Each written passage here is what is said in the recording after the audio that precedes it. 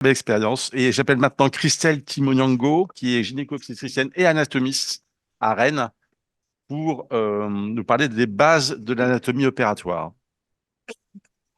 Je me permets de dire qu'elle est Merci beaucoup. membre de l'Académie nationale de chirurgie. Merci. Bonjour à tous. Un grand merci pour cette invitation. J'aimerais particulièrement remercier l'Académie de chirurgie qui donne du coup la parole aux plus jeunes.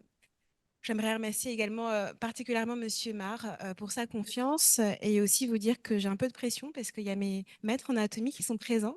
Et donc, j'ai le plaisir de parler d'anatomie et j'espère faire honneur à notre discipline.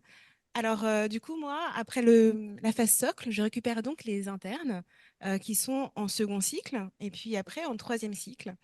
Et je leur pose une petite question. L'artère utérine, elle surcroise ou elle sous-croise l'urétère? Et j'ai souvent pas de réponse. Donc, on est assez embêté. Alors, qu'est-ce qui se passe du coup après la phase socle en anatomie? Bah, malheureusement, pas grand-chose. Et donc, on se retrouve avec réellement un déficit de connaissances assez factuelles. Alors, qu'est-ce qu'on a fait à Rennes? On a décidé de mettre en place pour le second cycle un UE libre de chirurgie qu'on a pris exemple sur le travail de Madame Herrero, sur l'UE libre de chirurgie et on l'a appelé Voyage au cœur de la chirurgie.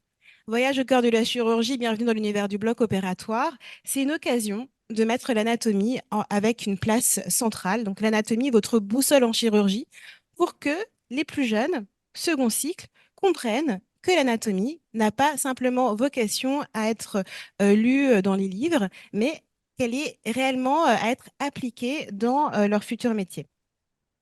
Alors, des rappels sur d'anatomie voilà, classique. Ici, vous le voyez, les anatomies pelviennes féminines. Et puis, l'utilisation d'outils tels que la table anatomique Anatomage qui permet, comme vous le savez, une reconstruction en 3 dimensions de l'anatomie et qui rend plus, on va dire, réelle cette anatomie.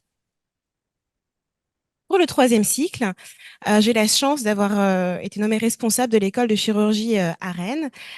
Et du coup, au laboratoire d'anatomie, on organise avec l'ensemble des personnes que vous voyez ici, qui sont des chirurgiens, pas tous anatomistes, hein, mais des chirurgiens de spécialités totalement différentes. Vous voyez ici la directrice de l'école d'IBOD, ici d'ailleurs des ingénieurs. On a fait et on a mis en place un programme de simulation chirurgicale pour tous les internes de chirurgie. On a, comme à Nice, fait des modules, alors pas tout à fait pareil. Des modules, on a un module tête et cou, le module orthopédique qui est dirigé par Monsieur Tomaso, un module abdominal, et vous le voyez, ce module abdominal, alors c'est très petit, mais vous voyez ces couleurs. Alors, par exemple, le bleu, c'est les urologues, le rose, les gynécologues, le orangé, les chirurgiens digestifs, et le rouge, quand ça saigne, ce sont les vasculaires. Et donc, en fait, chaque spécialité va venir encadrer ces sessions pour pouvoir donner, en fait, à la fois les bases anatomiques de leur spécialité en complément, en binôme avec un anatomiste, et également encadrer des sessions de formation technique chirurgicale. Et donc, à chaque fois, l'interne se rend bien compte qu'il n'y a pas que l'anatomie est liée à la chirurgie. Vous voyez, ce qui est en blanc, anatomage, c'est vraiment toutes ces sessions de rappel anatomique. Donc, pelvis trainer et dissection classique sur sujet anatomique. Également, on organise, donc il y a la semaine, je vous ai pas parlé de la semaine d'accueil, donc ça c'est pour le programme qui est évolutif, qui est commun et qui est là tout au long du troisième cycle pour tous les internes. Et les internes sont mélangés entre internes du coup gynécologue, chirurgien vasculaire, pour qu'il y ait en fait une émulation et également un échange et la création d'une culture chirurgicale et anatomique beaucoup plus large. Pour le troisième cycle également, on a l'opportunité d'être en partenariat avec Intuitive, qui est du coup une des marques de robots, qui nous prête 2 fois par an plusieurs systèmes robotiques sur 3 semaines à viser de la formation des internes Grand Ouest et nationale. Et donc, ceci, c'est également l'opportunité de faire la dissection sur SynLife et toujours, pardon, toujours, ça marche pas. Bon.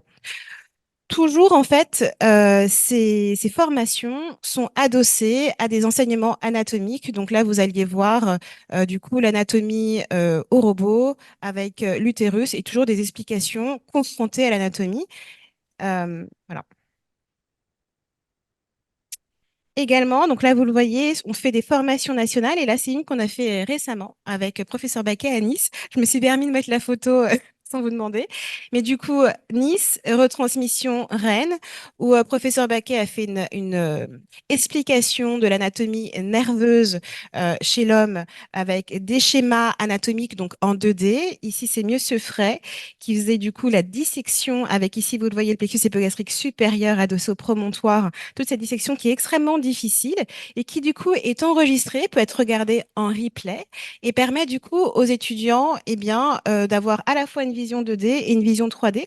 Tout cela au cours de formation chirurgicale où là c'était Medtronic qui nous a prêté des robots pour qu'on puisse adosser ces formations chirurgicales aux formations techniques.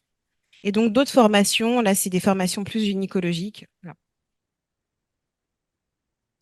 Alors, comment améliorer la formation anatomie de nos collègues plus jeunes?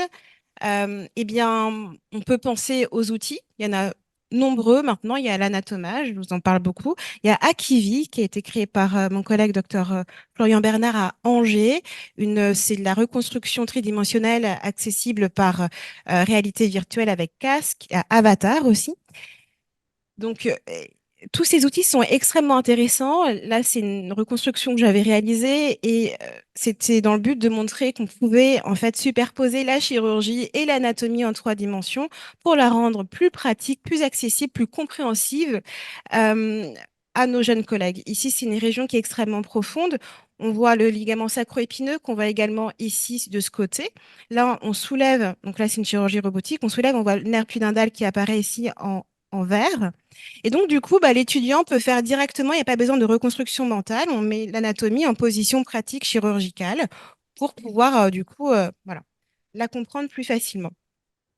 Alors, pour le second cycle, bien sûr, développer le lien anatomie et sémiologie. Mais c'est vrai que pour le troisième cycle, pourquoi pas mettre en place une formation anatomique nationale pour tous nos internes parce que, en fait, ils le réclament, ils en ont besoin.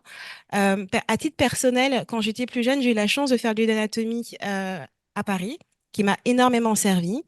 Euh, et donc, il me semble assez important de discuter de cela. Pourquoi pas faire des co-constructions enseignants internes pour qu'ils puissent être partie prenante de cette formation, impliquer les associations d'internes et de chefs de clinique. Et là, je me retourne vers Frédéric Liechtenstein et Sébastien Frey.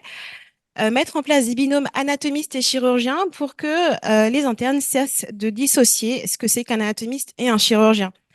L'anatomie, la rendre pratique, accessible, abordable, pour que ça leur donne envie d'ouvrir en fait un traité d'anatomie tel que le traité de Rouvière et Delmas. Et je suis sûre que ça, c'est possible. Aussi, en fait, il faut qu'ils se rendent compte, voilà, il faut leur susciter l'envie pour se rendre compte que finalement, eh bien, c'est primordial pour eux.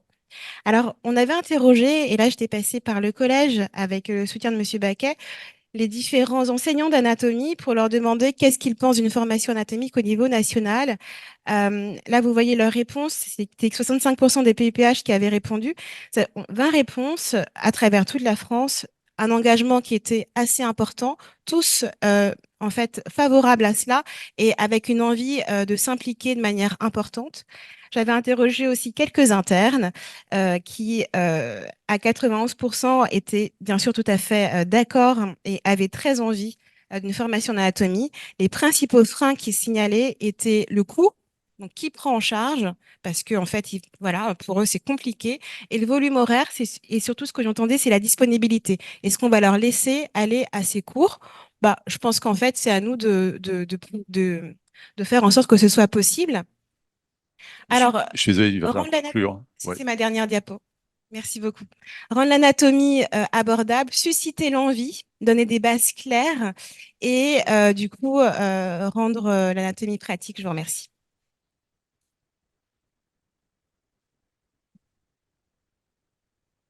Merci beaucoup. Alors, à la demande du président qui est très sage, on va poursuivre les présentations et rassembler la discussion tout à la fin.